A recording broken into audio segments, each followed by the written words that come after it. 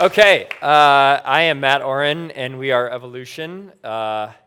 We are I would say, it's tough to say small anymore because we've got 30 partners and 70 clients around since 2012, mostly working with tech and startups. We essentially had one client until about 2015, and then that client got acquired, and we started doing biz dev in earnest, and two of the first clients in the door then were Slack and Snapchat.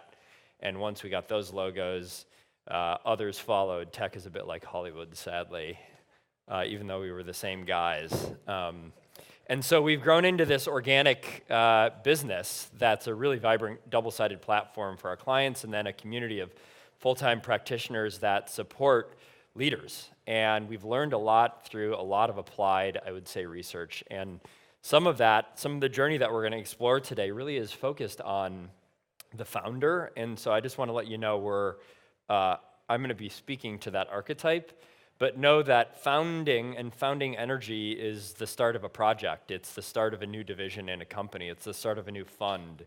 It's the start of a new venture. And so the lessons that come with that, and especially around this concept of evolution that we're so passionate about, I think hopefully will speak to all of you and maybe speak to a different part of your brain, and then some of the other presentations. But also know that it's been a long day, and you could imagine a guy like me would do something like this. I want to give you an opportunity to just check in with yourself for a second. So what I'm going to ask you to do, I can see some of you like getting into meditation posture already. That's what I love about this crowd.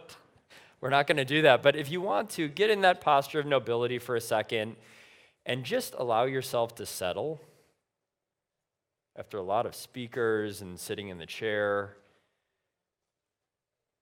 And just pay attention and notice. Notice your body physically and the sensations that are associated with that.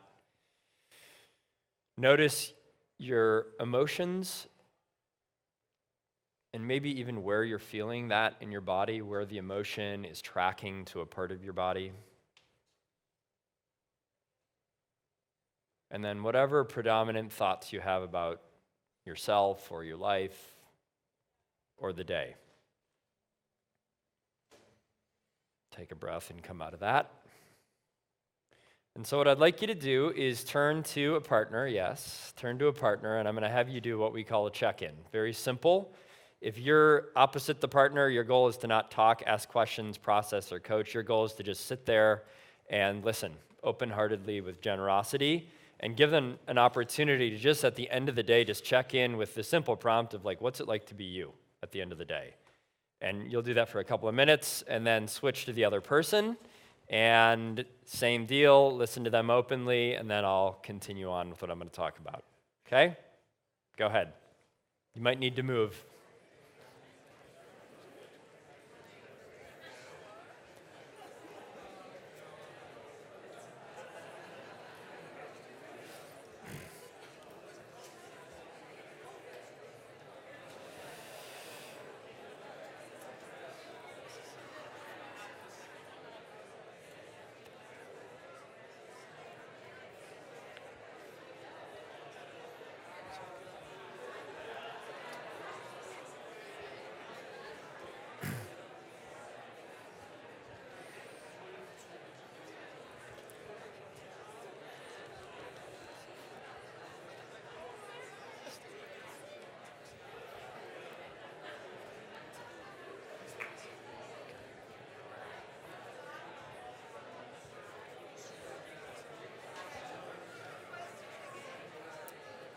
What's it like to be you right now?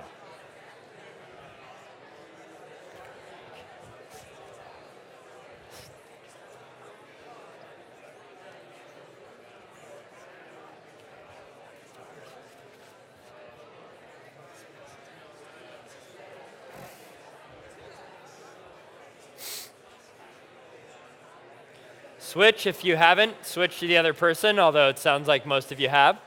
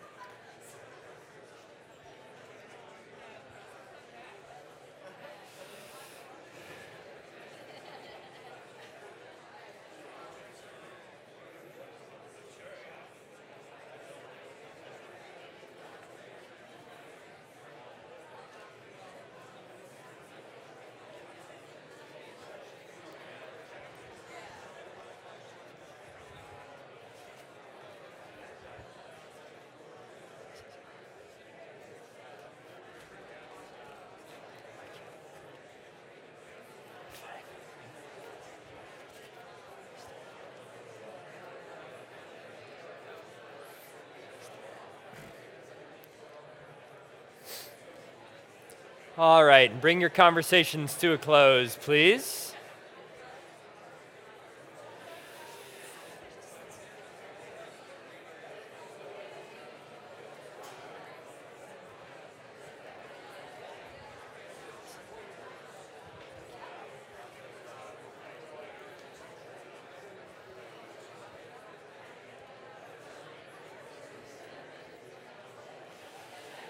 Okay. Good conversations are hard to end.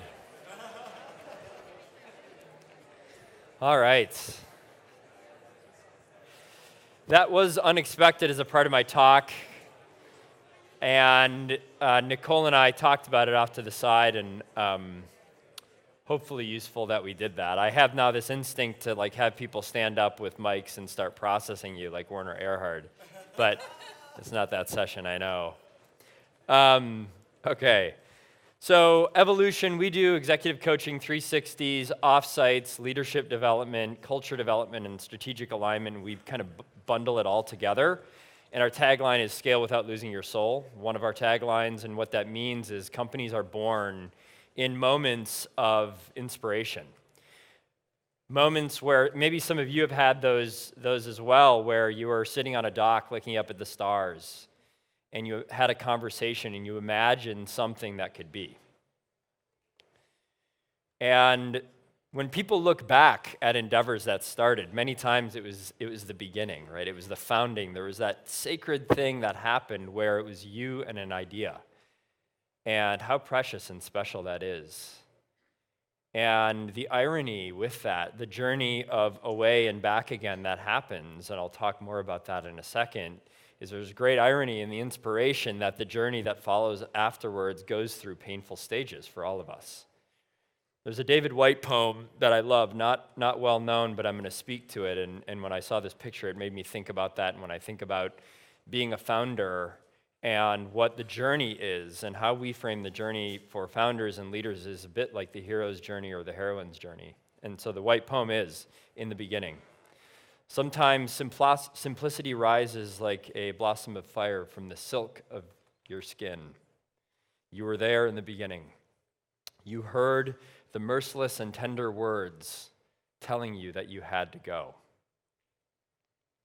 But exile is never easy, and the journey itself leaves a bitter taste. You couldn't stay and remain so close to the live fire of that compassion. You had to go out in the world and make it your own, so you could come back with that flame in your voice and say, it's all here. This unbearable light, this fearful love, it's all here. And fundamentally, the journey into the world to create something, to manifest something, is difficult. And the dream of the founder that starts with a product ends up becoming the founder and a team, and the team and a company, and a company and a community. And at each stage of leadership, there's an initiation that happens where there's not only a new role and a new title and new tasks, but an entirely new operating system that comes online that layers on the old operating system. And as we go through those stages, we can understand that the path of leadership development is the path of personal development. I got a magazine in the early 2000s, maybe some of you did as well, called What is Enlightenment? And I had it sent to my house, and I was like the cool kid on the block with my consciousness magazine. And there was an article in there that talked about a Jesuit priest named Pierre Teilhard de Chardin, who was a paleontologist in China, and was one of now, of course, many, if you look at others that are in concert with his philosophy, that saw that there is an evolutionary impulse in every cell. And that if we track back to the Big Bang, where matter was formed for the first time, and that's, again, a whole nother conversation, where simple matter became more complex matter and became more complex matter and more complex matter over billions of years until carbon life forms emerged. Until carbon life began to become aware of itself, the stuff of stars contemplating stars, and consciousness was born.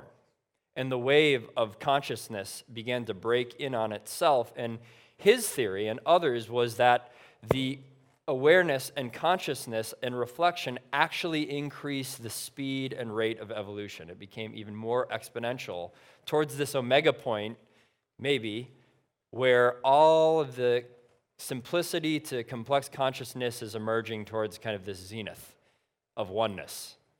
Likely first the awareness of oneness, but in other theories it says that everything will end up being back one as it was in the beginning, right? And so, but through that, especially if you look at the span of organic life and how it grew, maladaptive mechanisms, evolution being a messy thing, but learned behaviors to environments that are hostile. Experimentation over and over grew one thing to the next, to the next, to the next, that there is a transcendence and an inclusion happening at the same time. Not just a new thing, but an inclusion of the previous form was built into the next as a greater adaptation. Sometimes things that were very painful, right? The metaphor is clear.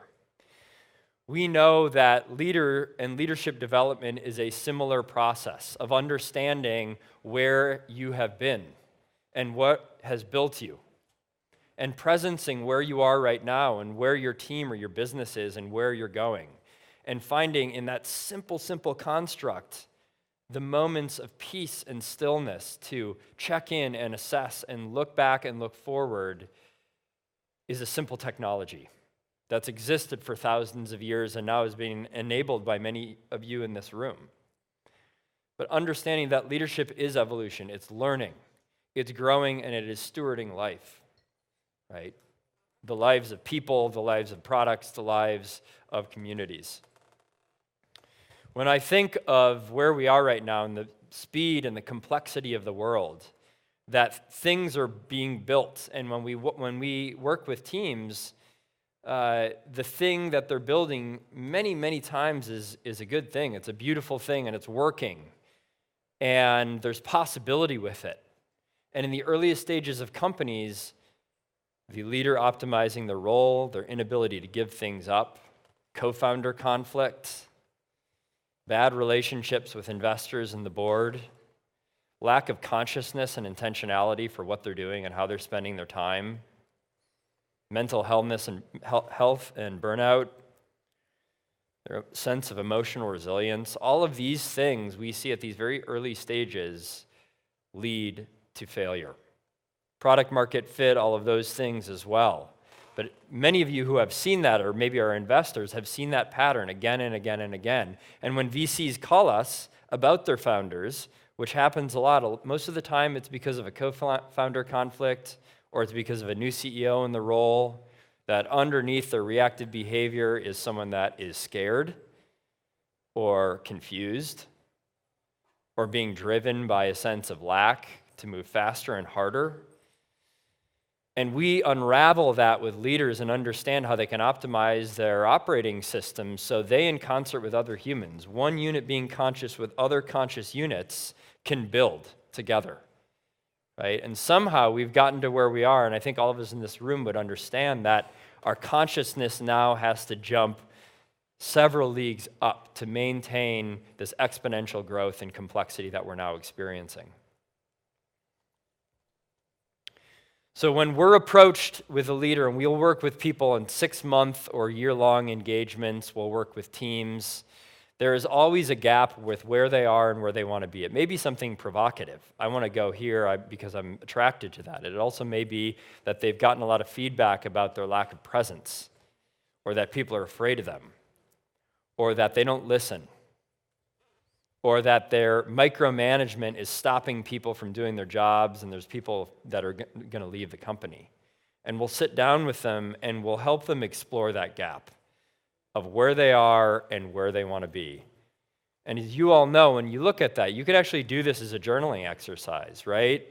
Taking accountability on one side of what are you doing to support those results, and then underneath that, what the beliefs are and the narratives and the mental models that are driving you to show up that way.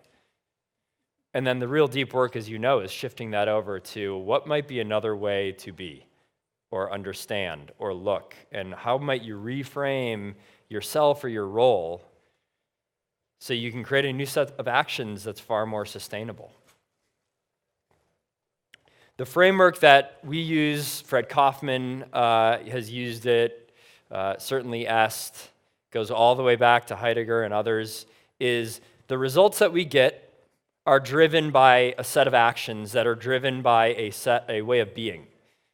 And results are things that we have, are a sense of fulfillment or our effectiveness, right?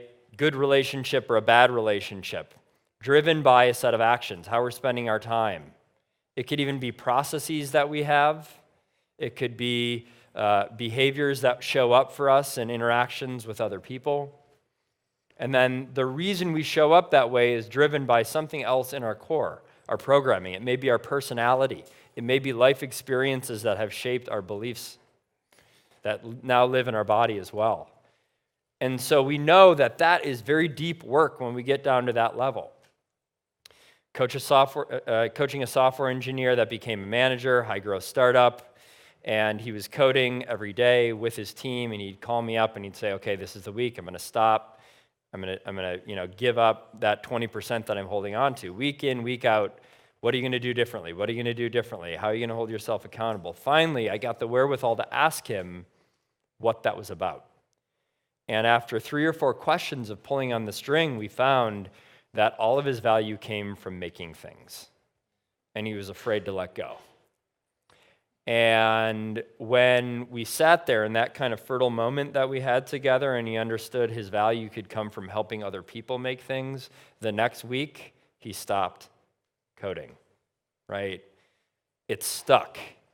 And what it required, over the next couple of weeks, he processed that with me about his judgments of being a manager and his judgments of managers in general and his parents and where he wanted to go in his life and if he wanted to keep moving up and if this was really fulfilling and how he didn't want to deal with anybody and how he was afraid of having difficult conversation. I mean, it brought up all this other stuff for him in his internal operating system, and it took a while to get it sorted out.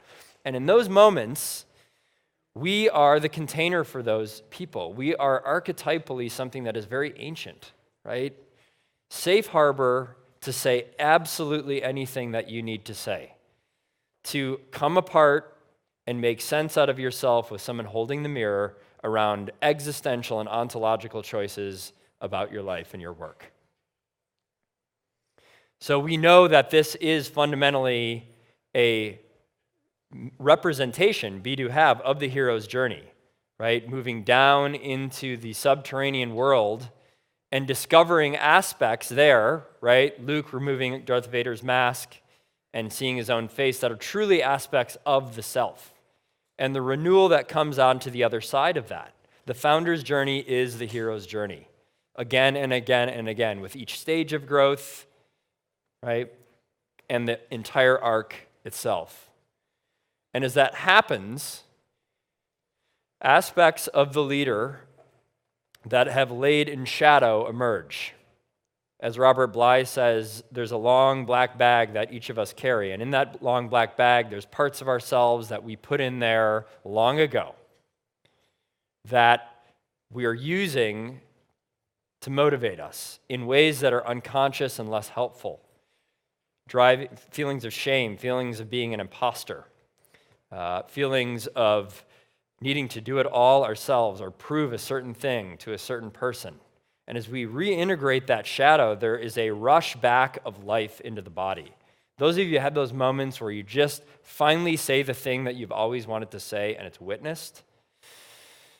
It's like life. Your head comes above the water. And when a leader sits with us in that council and that happens, we have reality to work with versus what is repressed energy.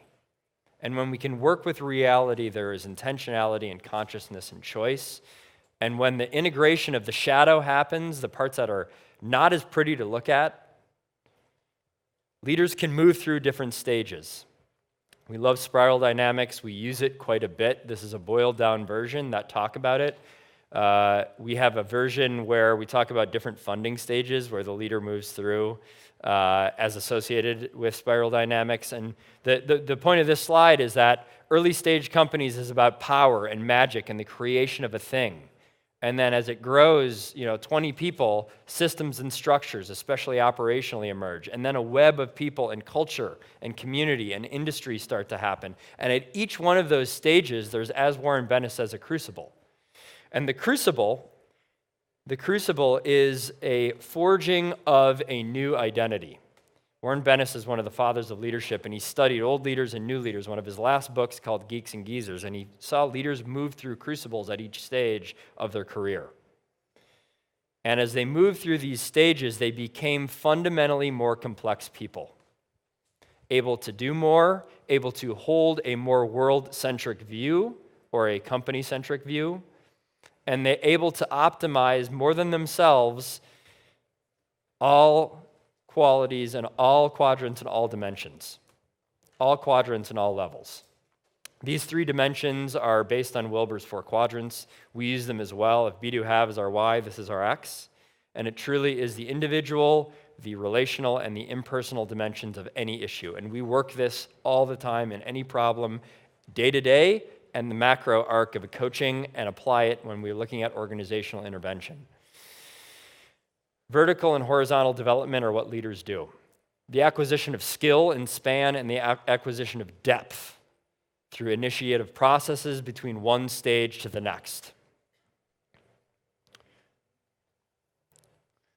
I'm getting close here. I'm actually a couple of minutes over, so I just want to make a couple of more remarks. And the domain that also exists with depth is up, right? To vision and purpose. And one of the things that we find is that the leaders holding purpose for the company is the sacred tool of the leader. And that tool allows people to have meaning and to orient and to prioritize and to make decisions, but it is the leader's job to hold that purpose. And lastly, as a leader moves through increasing levels of development, as growth, as we all know, can be extremely painful, right, moving through different stages. Most growth actually is. We adopt a more complex view, and all of a sudden we start to become stewards, not just for ourselves or our products, but for people and communities, and ultimately a world-centric view. And there becomes a philosophy of leadership that we are, and those of you that have had those experiences, just stewards of life, all forms of life. So thank you very much. We have 2 events that I want to mention that are leadership development opportunities. This is based on the hero's journey. It'll fill up by the end of November, but if you'd like to get in, there's an early bird discount we're just offering to this conference and one more based on, this is an emotional integration training based on deep purpose and healing for startup leaders, for leaders and venture capitalists, and then we're doing a meditation training for startups and venture capital leaders in the spring. And if you'd like to get a hold of me, here I am. So thanks a lot. Sorry for running a few minutes over, Nicole. See you all around. Thank you.